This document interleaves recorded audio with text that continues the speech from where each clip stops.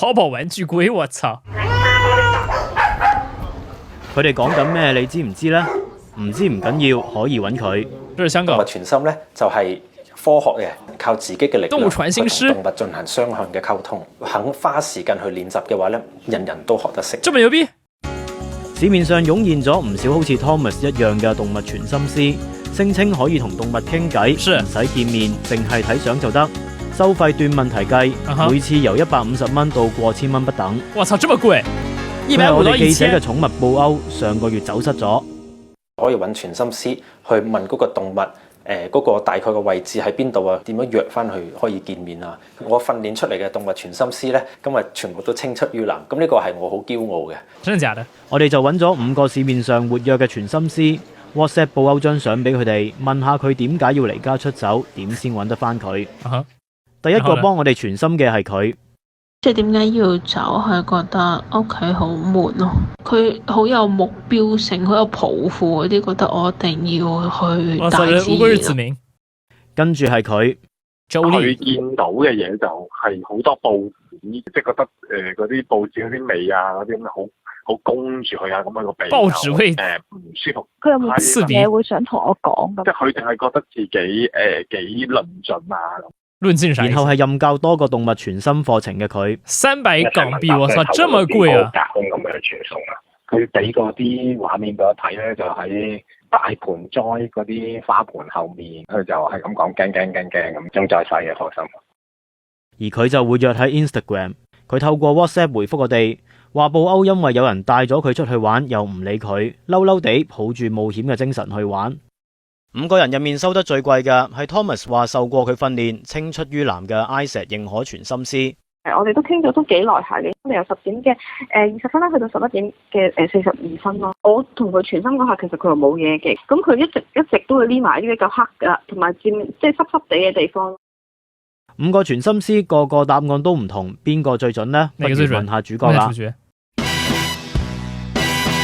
我操！我操！這是個玩具。佢嚟自東莞，其實係一隻冇生命、冇思想，喺淘寶買翻嚟嘅國產玩具龜，價值22蚊人民幣。咁如果係攞呢個龜，這啥意思？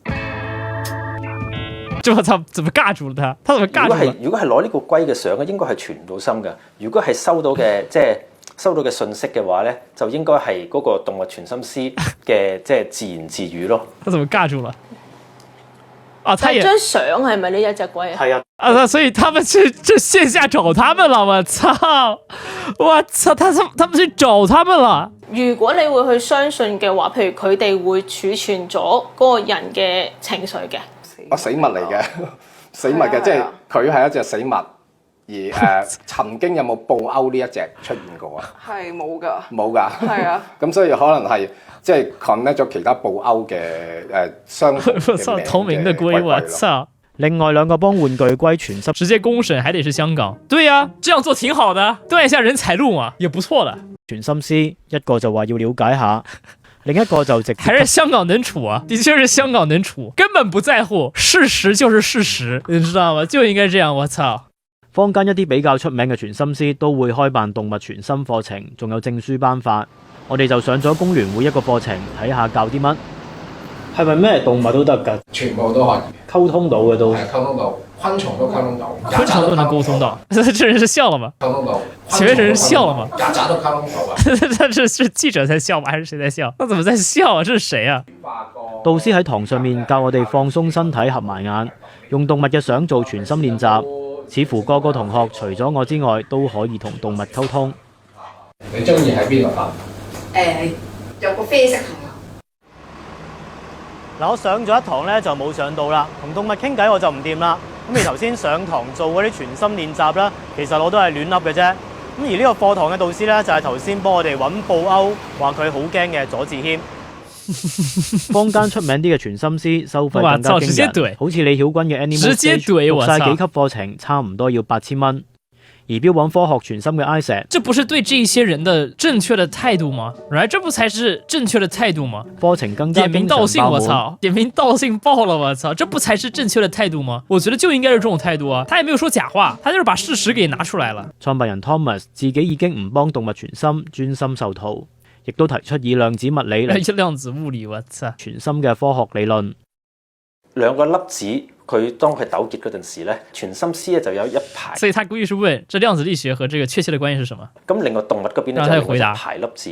咁個人去改變嗰個粒子嘅 state 嘅時候，一或者零嘅時候咧，個動物嗰邊咧就有同時嘅改變啦，就好似一啲數碼嘅一個嗰個排序咁樣樣啊。咁個動物嗰邊咧就會即時收到。量子糾纏啦。量子物理係咪可以運用到咁出神入化？研究咗量子物理20幾年嘅學者就咁講。如果係咁，我諗我哋都見唔到啲傳心師啦，啲傳心師全部去晒國防部打工咯。有線電視記者楊良傑報道。